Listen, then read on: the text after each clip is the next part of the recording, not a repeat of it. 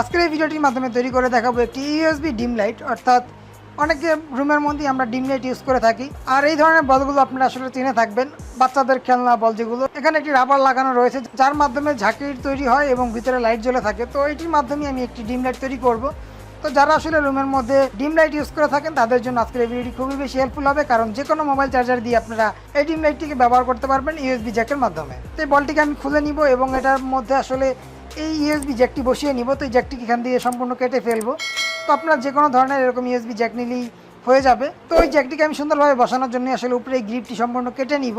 আর আপনারা যদি চান যে আসলে আমি এরকম জ্যাক সরাসরি এখানে বসাবো না, জাস্ট এখানে টাইপ টু কোনো সকেট বসিয়ে রাখবো, অর্থাৎ এই ধরনের সকেট পাওয়া যায়। এই সকেটগুলো যদি চান সেক্ষেত্রে এই ছিদ্রটা একটু বড় করে নিলে এই সকেটগুলো বসানো যাবে। সেক্ষেত্রে কিন্তু আপনারা রুমের যে কোনো স্থানে আসলে ঝুলিয়ে রাখতে পারবেন। এইভাবে যে কোনো মোবাইল চার্জারের মাধ্যমে আসলে আপনারা ঝুলিয়ে রেখে এই ডিম লাইটটি ইউজ করতে পারবেন। বাট আমি আসলে এখানে সংযুক্ত করে নিব এরকম ইউএসবি জ্যাক। তো তারই প্রেক্ষিতে আমি এই ইউএসবি জ্যাকটি নিয়েছি, আপনারা দেখতে পাচ্ছেন। এটার উপরে গ্রিপটি সম্পূর্ণ কাটা অবস্থায় রয়েছে এবং পিছনের দিকে আসলে টার্মিনালগুলো রয়েছে, 4টি টার্মিনাল। তো প্রথমটি এবং লাস্টেরটি, এই দুটির মাধ্যমে পজিটিভ নেগেটিভ আউটপুট পাবো। তো কানেকশন করার আগে আমি অবশ্যই একটি যে কোনো মোবাইল চার্জারের সঙ্গে, অর্থাৎ এরকম মোবাইল চার্জারের সঙ্গে লাগিয়ে চেক করে দেখবো যে কোনটি পজিটিভ এবং কোনটি নেগেটিভ। তার আগে আমাকে যে কাজটি করতে হবে, এই ইউএসবি জ্যাকটির মাপ অনুযায়ী আসলে এখানে একটি দাগ দিয়ে নিতে হবে এবং সেই অনুযায়ী কেটে নিতে হবে। তো আমি এই বলটি আসলে খুলে নিচ্ছি। তো বলটি জাস্ট খুলে ফেললাম এবং ভিতর থেকে রাবারটি বের করে নিব। আর এটার ভিতরে যে লাইট বা ব্যাটারি ছিল সেগুলো কিছুই নেই। তো দেখতে পাচ্ছেন একটি স্কোয়ার শেপের দাগ আসলে দেওয়া হয়েছে, অর্থাৎ ইউএসবি জ্যাকটির মিডল অনুযায়ী আমি আসলে এই দাগটি করে নিয়েছি এবং এই অনুযায়ী এখন আমাকে এখানে কেটে নিতে হবে। তো এরপর যে আমি এনটি কাটারটির সাহায্যে আসলে কেটে নেওয়ার চেষ্টা করবো। তো এই জিনিসটিকে কাটতে কাটতে আরেকটি কথা বলে রাখি, আমার এই চ্যানেলে কিন্তু এছাড়াও এই ধরনের অনেক ভিডিও আপনারা পেয়ে যাবেন। সেই ভিডিওগুলো দেখতে চাইলে এই ভিডিওর আই বাটন এবং এই ভিডিও ডিসক্রিপশন বক্স থেকে দেখে নিতে পারেন।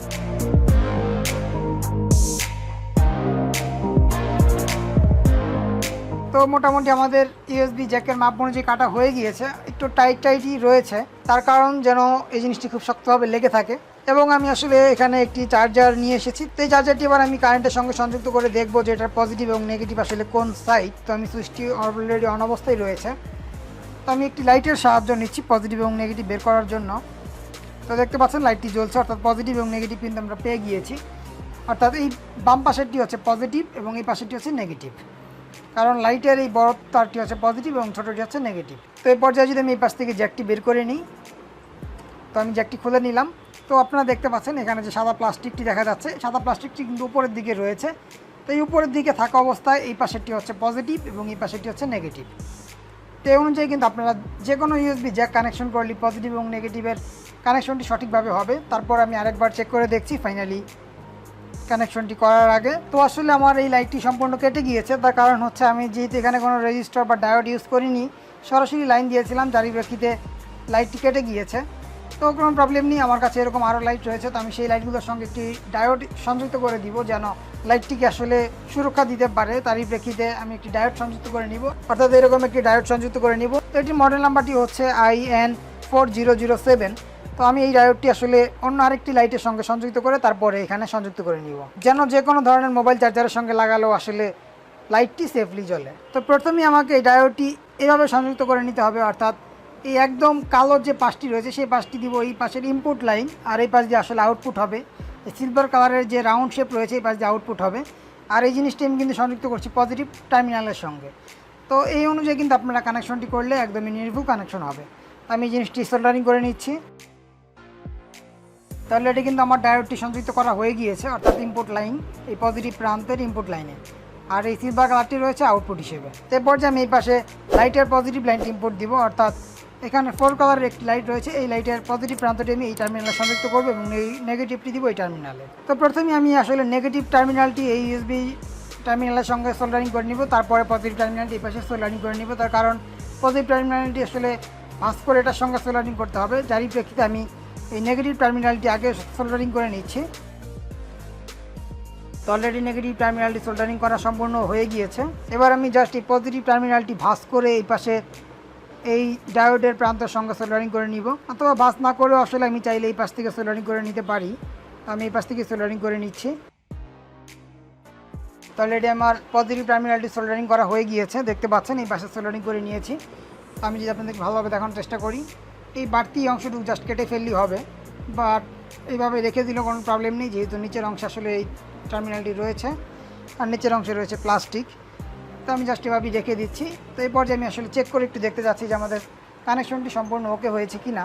তারই প্রেক্ষিতে আমি এই পাশ থেকে মাল্টিপ্লাগটি নিয়ে এসেছি এবং সেই পূর্বের মোবাইল চার্জারটির সঙ্গে আবার সংযুক্ত করে নিচ্ছি। এই পর্যায়ে এইভাবে যদি রেখে আমি এই জিনিসটিকে কারেন্টের সঙ্গে সংযুক্ত করি, দেখতে পাচ্ছেন 4 কালারের লাইটটি কিন্তু আসলে জ্বলছে, অর্থাৎ আমাদের কানেকশন কিন্তু সম্পূর্ণ ওকে হয়েছে। তো এই জিনিসটি রাতের সময় আরও ভালো দেখা যাবে, অর্থাৎ এখন দিনের আলোর জন্য ওইভাবে বোঝা যাচ্ছে না, বাট রাত হলে জিনিসটি দেখতে আরও বেশি সুন্দর দেখা যাবে। তো যাই হোক, এ পর্যায়ে আমি এখন সেই বলটির মধ্যে বসিয়ে নিব, অর্থাৎ ডিম লাইট সম্পূর্ণরূপে তৈরি করে নিব। যার প্রেক্ষিতে এই সবগুলো জিনিস থেকে আমি এই ইউএসবি জ্যাকটি বিচ্ছিন্ন করে নিলাম। তো এ পর্যায়ে আমরা এই ইউএসবি জ্যাকটি এই একটি পার্টের সঙ্গে বসিয়ে নিব। তো তারই প্রেক্ষিতে আমি এই পাশ দিয়ে সুন্দর মতো বসিয়ে নিচ্ছি।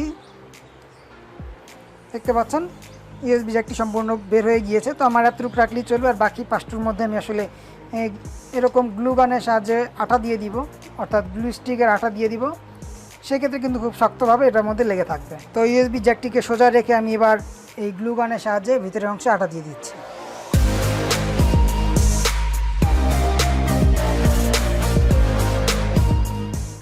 তো দেখতে পাচ্ছেন অলরেডি ভিতরের অংশে আসলে গ্লু গানের অনেকগুলো আঠা দিয়ে নিয়েছি। তো এখন একটু শুকানোর জন্য অপেক্ষা করতে হবে। তো ফাইনালি সম্পূর্ণ গ্লু গানের আঠাটি আসলে শুকিয়ে গিয়েছে। তো এই পর্যায়ে আমরা উপরে পার্টি লাগিয়ে দিব। তো লাগানোর আগে আরেকটি কথা বলে রাখি, আপনারা যদি আসলে বেশি আলোর প্রয়োজন মনে করেন, সেক্ষেত্রে এখানে এই ডায়োডটি ইউজ না করে আরও 2-1টি লাইট বাড়িয়ে দিলেই লাইটগুলো আর কেটে যাওয়ার ভয় থাকবে না, এবং আপনার ডিম লাইটের আলোটি আসলে বেড়ে যাবে। আর যেহেতু আমি এটাকে ডিম লাইট হিসেবে আসলে ব্যবহার করবো, যারই প্রেক্ষিতে শুধুমাত্র একটি লাইট ইউজ করছি, যেন সামান্য পরিমাণ আলো হয় এবং খুব কালারফুলভাবে সেই আলোটি হয়। তো যাই হোক, এ পর্যায়ে আমি এখন এই উপরে পার্টটি লাগিয়ে নিচ্ছি। তো খুবই সিম্পলভাবে এই উপরে পার্টটি লাগিয়ে নিলাম। তো অলরেডি আমাদের ডিম লাইটটা আসলে তৈরি হয়ে গিয়েছে, আপনারা দেখতেই পাচ্ছেন। তো এ পর্যায়ে আমি এই চার্জারের সঙ্গে আবার সংযুক্ত করে নিচ্ছি। তো অলরেডি সংযুক্ত করা হয়ে গিয়েছে। এবার আমি মাল্টি প্লাগটি পুনরায় আবার নিয়ে এসেছি এবং এই পাশ থেকে চার্জারটি লাগিয়ে দিচ্ছি। তো ভিতরের অংশে আসলে আলো হচ্ছে, বাট দিনের হওয়ার জন্য আলোটি একদমই বোঝা যাচ্ছে না। আমি যদি আপনাদের মানে একটু ভালোভাবে দেখানোর চেষ্টা করি, আপনারা নিশ্চয়ই দেখতে পাচ্ছেন। তো এই জিনিসটি রাত হলে আরও বেশি সুন্দরভাবে বোঝা যাবে এবং আরও সুন্দর দেখা যাবে।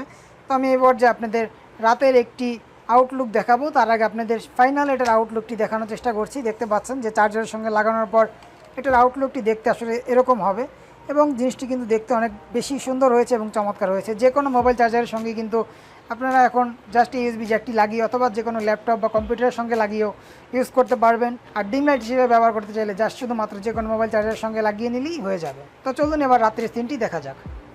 তো ফাইনালি আপনারা রাত্রের সিনটি দেখতে পাচ্ছেন। রাত্রের বেলা দেখতে কিন্তু আসলে অনেক বেশি চমৎকার দেখা যাচ্ছে, এবং 4 কালারের লাইট ইউজ করার প্রেক্ষিতে আর নিচের পাশটি সাদা হওয়ার কারণে 4 কালার আলোটি অনেক বেশি আরজিবি মোডে আসলে প্রদর্শন করে, যার প্রেক্ষিতে দেখতে খুব বেশি চমৎকার হচ্ছে। আর আলোটি আসলে তুলনামূলক কম হচ্ছে, যেহেতু আমি মাত্র একটি লাইট ব্যবহার করেছি। যদি আপনাদের বেশি আলোর প্রয়োজন হয়, সেক্ষেত্রে লাইট বেশি ব্যবহার করবেন, তাহলে আপনারা বেশি পরিমাণ আলো পাবেন। তো এই ছিল মোটামুটি আজকের এই ভিডিওটি ভালো লেগে থাকলে অবশ্যই একটি লাইক দিয়ে দিবেন। চ্যানেলে নতুন এসে থাকলে চ্যানেলটিকে সাবস্ক্রাইব করে চ্যানেলটির সঙ্গেই থাকবেন। আর এছাড়াও আমার এই চ্যানেলে এই ধরনের আরও অনেক ভিডিও পেয়ে যাবেন। আপনারা সেই ভিডিওগুলো না দেখে থাকলে এই ভিডিওর আই বাটন এবং এই ভিডিও ডিসক্রিপশন বক্স থেকে দেখে নিতে পারেন। তো আজকের এই ভিডিওটি এখানে শেষ করছি। ভালো থাকবেন সবাই, আল্লাহ হাফেজ।